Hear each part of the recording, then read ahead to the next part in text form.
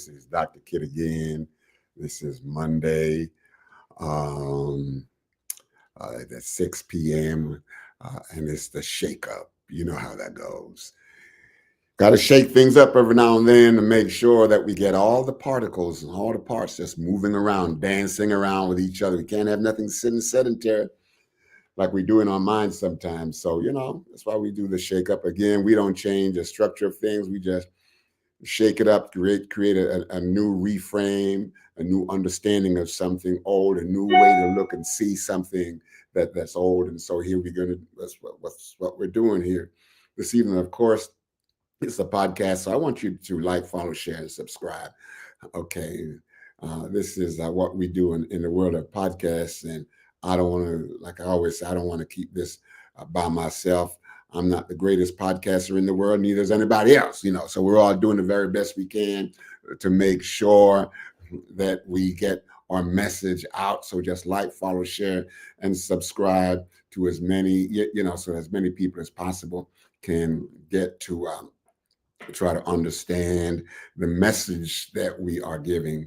And if you'd like to be a part of this show at any time, please email drkidspeaks@gmail.com. My team will get back with you, and we will get you on either on camera or off camera, but we just want to hear your message. Okay. All right. Thank you so much. And this evening I'm going to go solo because I think it's important. And I'm just kind of doing an acknowledgement for Mother's Day. Yesterday was Mother's Day. And you know how it is traditionally, just a lot of people, a lot of things just buzzing, just moving parts and moving people. And, and I don't know if sometimes we take the time to acknowledge the hard work that mothers do. And mothers do a tremendous amount of hard work. So I just wanted to, hey, how you doing there, Miss Tuff? Good to see you from Seattle, Washington. Hope you're enjoying yourself out there. And if you got some good weather out there, I'm glad you got it because we just had some rain, but we set it down now. Okay, so thanks much for checking in. And like I said, I'm talking about Mother's Day, but not Mother's Day. I'm talking about mothers, and mothers, do a lot of work that we don't acknowledge you for, and we don't validate you for.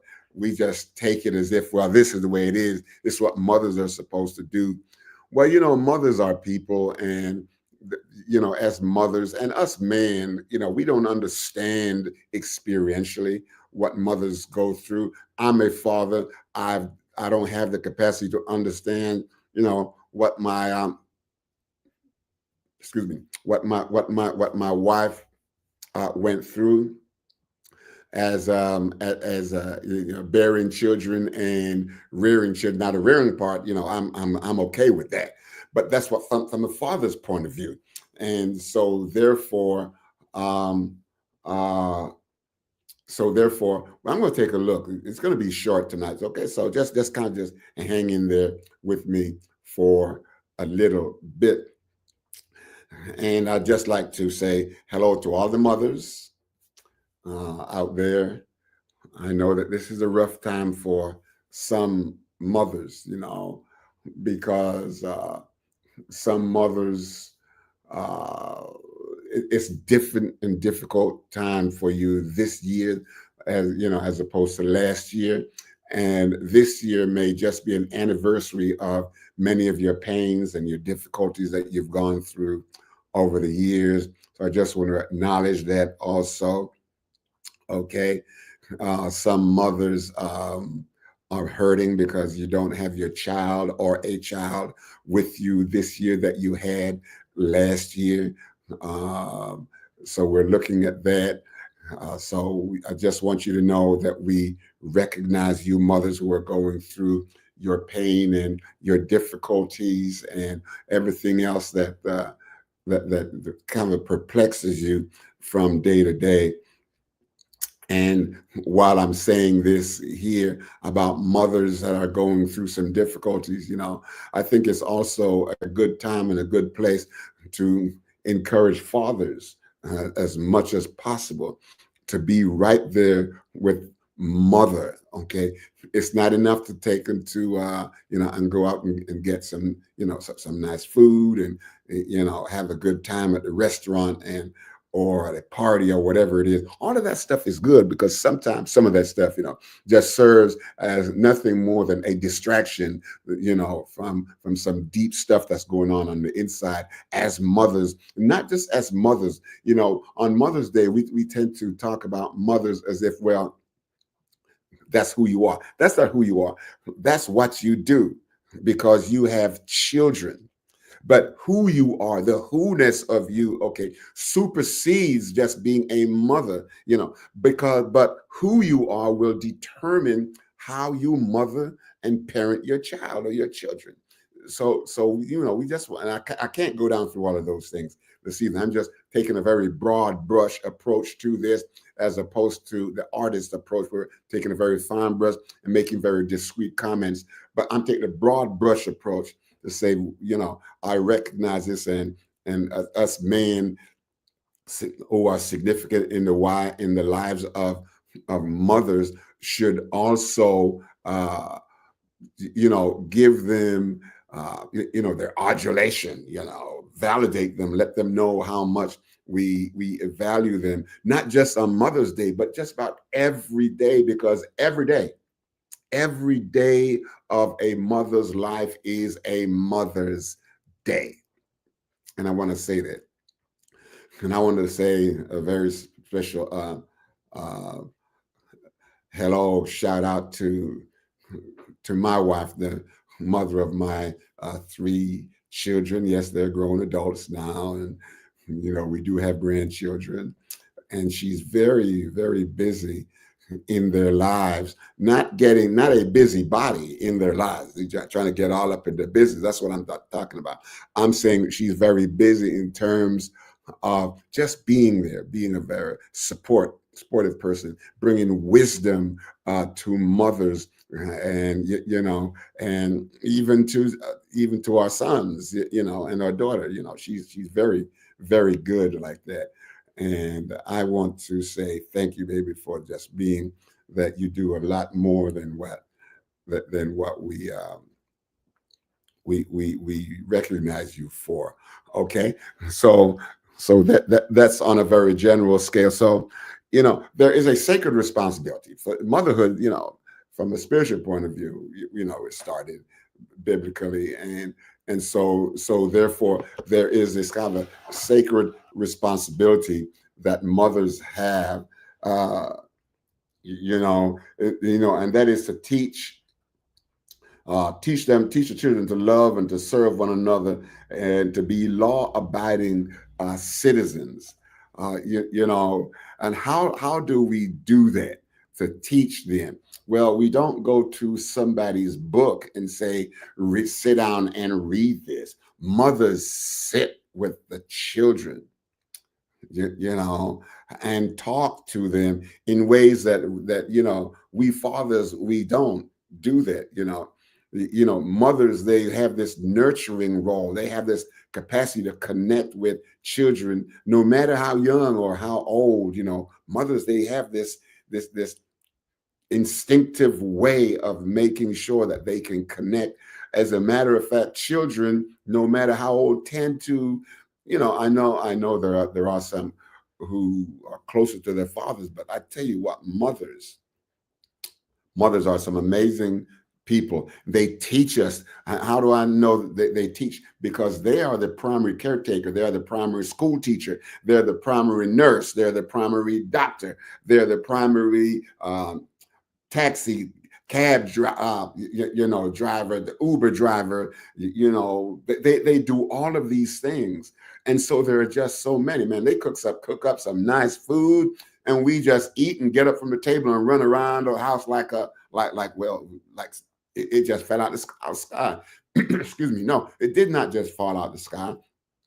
It just happened to be that this mother who cares and loves so much, the household, that she takes time out when she's got a headache, where she got a backache, when her ankle's aching, all of these things. And, mothers, especially when we have young children, make sure that the young children, that their clothes are laundered and their clothes are washed, and the food is cooked, and just so many things that mothers do. But we have gotten to the place now where I think, we just take it for granted. And when we take the mother's duty for granted, it's only because we have already taken the mothers for granted. And we don't need to do that. Every woman who bears a child has a sacred responsibility to provide a loving, caring, nurturing environment for the child or children, the highest degree of individual success. I was at a graduation, and I've been to many of those, family members, and they talk so much about the investment of mothers in a different way than they talk about the investment of fathers. They talk about the investment of mothers, how mothers invest in their lives in a way that it helps them to come to understand who they are, especially the young women, the young girls, females. Mothers teach them how to grow up and become young women. And mothers now here, they have to model for their children, in a way that the children can say, listen, I want to be just like my mother in a number of ways, not to replicate, not to repeat, not to be just like my mother all over, but in a number of ways. So therefore, then mothers, they're very careful how they treat their children, how they dress, how they talk, what they do, get their children to come in the kitchen and cook with them, or do the laundry with them, or do something with them. Fathers, you'll have your turn when it comes out to Father's Day. Okay, so don't say, hey, how about me? We're talking about mothers right now. We're gonna make sure that we give it all to mothers. So they are the primary nurturer. The primary nurturer. I remember when our kids were young, if they bumped their head or had a scratch or do whatever they did, they'd run right by me and go to their mama. And I go, and they're in there crying, and I go and say, what's going on? Oh, they scratched themselves, and they want to have a Band-Aid. And I'm saying, wait a minute, they ran right by me. I get it now. It's not just the Band-Aid. It's the act of having mother nurturing them, that nurturing touch they get from the mother that they don't get from old big hands me, so so I get that now. I really do. So it's nurturing. It is among some of the most or mothering, I should say, some of the most complex, demanding, tedious responsibility that mothers will ever have. Okay, monitoring the children's behavior. Mothering is a commitment to a life of personal challenges, growth, development, and change, starting out with the self. A mother who is able to do the things that she can do and that we need to thank her for, not just on Mother's Day, is a mother who has a good grasp of who she is. And I will say this here too, that mothering is kind of a funny, not funny, but it's kind of a funny in that being a mother will change your concept of who you are. I remember, and even how you behave. I remember before we had children, my wife and I, we, after church, people would say, hey, what you doing tonight? Or something like that. Say, hey, man, this or that. Or what you doing tomorrow? You want to do a picnic tomorrow? Say, yeah, sure, I want to do a picnic tomorrow. And before we had kids, we could get up and run and just go at any time of the day, night, rain, shine, moon. It just didn't matter. But when those kids came on the block, the first one will teach you some stuff about yourself as fathers and mothers. But we're talking about mothers now. We'll teach you some stuff that you really did not necessarily know.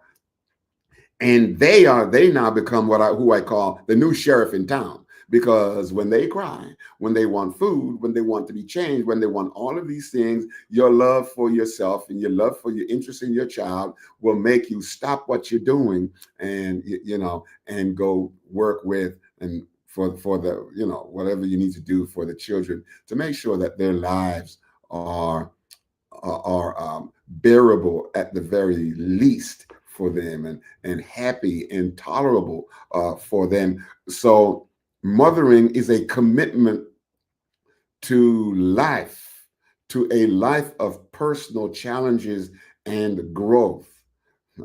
It's not just the challenges and growth of the child, okay, or children. It is your own growth and development, because your first child will teach you something about you, and every succeeding child that you have will teach you something else about yourself that you didn't know or learn by having just one child. So mothering is on a learning curve, and so we need to let the mothers know that we understand that as much as we can. And it comes at several levels. It's the biological level of change, the psychological level of change, the social level of change, and there is an ever continuing excuse me, growth and development that mothers go through. It's not just the children growing from, newborn that you brought home from the hospital today.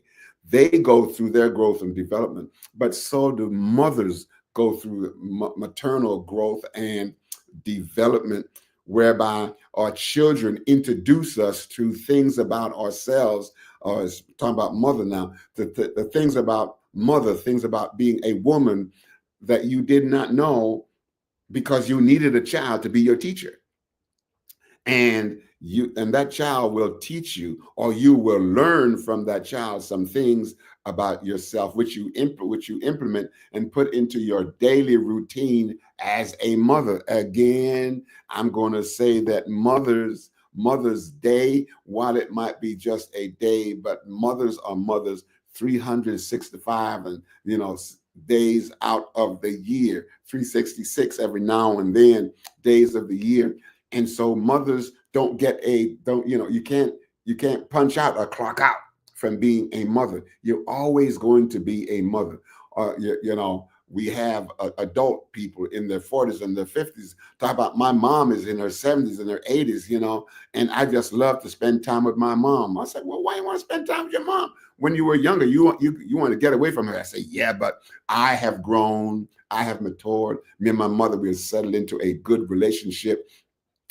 And so they still want to come and spend time with mother. It can be particularly awakening and enlightening experience for first time mothers, And so again, asking the self, who am I? Why did I want to have children? What is it about me that made me want to have children? So when you go down through all of this, you discover that just thinking about that gives you a reframing of your whole idea. When my wife, when we decided to have children, which about a couple of years after we were married, because my wife was still in nursing school at the time, when she was ready to have our first child, she did not come to and say, well, I'm ready to start a family. That's not what she said. She didn't say, I'm ready to have a child. That's not what she said. Here's what she said. I remember this as clear as yet. She said it yesterday. She said, I am ready to be a mother. Wow. Ready to be a mother. It is distinctively different from, I want to start a family, and I want to have a child. I am ready to be a mother, a redefining of the self, not just a wife, not just a woman. I am now going to be a mother. And that's what mothers do. You have to redefine yourself at some point and say, who am I now that I have children? Who am I now that I have these children? What am I learning about myself now that I have children? What am I allowing my children to teach me learning the stages of growth and development in the children. They have their growth and developmental milestone that they got to follow through in life, and who knows those things? Mothers, and I told you once before, now my children, they ran right by me and went to their mother. Why? Because they skinned their knee, or they bumped their head, or something, or they want they want the juice, or they want a candy. They go right by me. I don't know about anybody else's, but my kids, they just kind of went by me and went to their mother. And mother took care of it. I don't know. Maybe they thought that mother was a pushover, but my wife was no pushover. I tell you that. Not not as a mother. And she's her own. Her own a woman in her own rights as a person. And so the need for individualized parenting plan. When you have children, you got to have a parenting plan for each of your children, and it's individualized. You can't say, hey, I did this with first child, I can do the same thing with second child. And even if it worked, you can't say I'm going to do it with a third child, because all of these children are different. Because the first child didn't have another child to run with and do all kind of stuff with. The second child's got the first child to run with. The third child got the second and first child to run with. And so they are learning, and so learning things from each other. The first child was stuck with mama or grandma or daddy or a pet or whatever it was. But that so the first child teaches you how, I don't know, it teaches parents a lot of things about themselves, okay? And it can also teach you things like attachment, to what degree you become attached to your child. And since there's only so much of you to go around, is the degree to which you're attached to a child making you detached from from other important people. You have some children by nature, they're very clingy, and so because they are clinging, they develop a greater attachment. Those who are not so clingy, they create a greater detachment from mother. But it doesn't mean that anything's wrong with them. It's just their personality, especially when they are very young, months old, a year old, 2 years old, 3 years old. And some people develop this attachment and clinging kind of a behavior on into on into adulthood. You know, and some people, I've had people say, listen, I talk to my mom every day. They talk to their mother every day. A daughter would talk to mother every day. And each daughter that's doing that, they have their own reason why they do that. You know, uh, so and so we've got to be careful. I'm not gonna run this thing too long tonight. I'm just gonna cut it out short in just a moment. It said for mothers, I said, be careful not to create and encourage a clinging parent-child relationship. Because if you do that, then your child becomes super dependent on you and may have difficulty developing other types of relationships, that are important, that are not child and mother related, maternal, because then they need to have what they call maternal availability. Mother's got to be available all the time. Mother's not available all or most of the time, then they go through maternal unavailability. So I'm talking here about the kinds of work that mothers do, and a lot of times we just don't see it until something happens that we have to see it. But mothers are always on the clock, always doing something.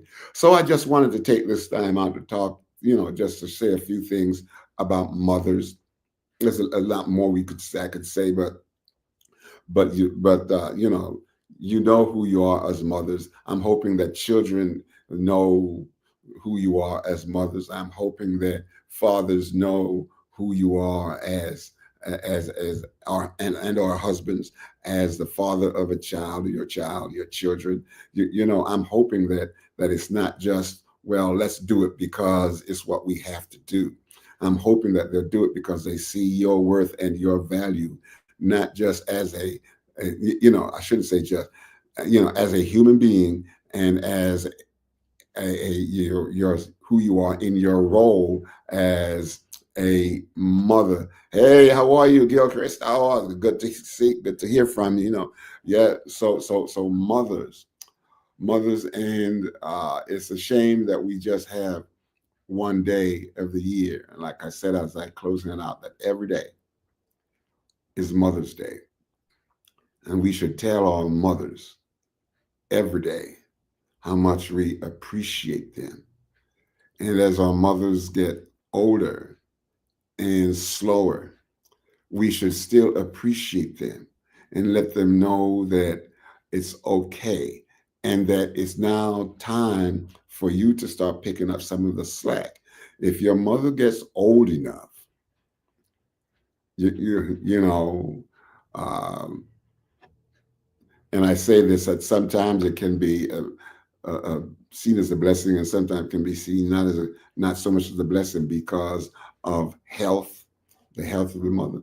But make sure that as long as you can, as long as you can, as long as the dynamics, the financial dynamics, the spiritual dynamics, the social dynamics, all of the dynamics got to be in place.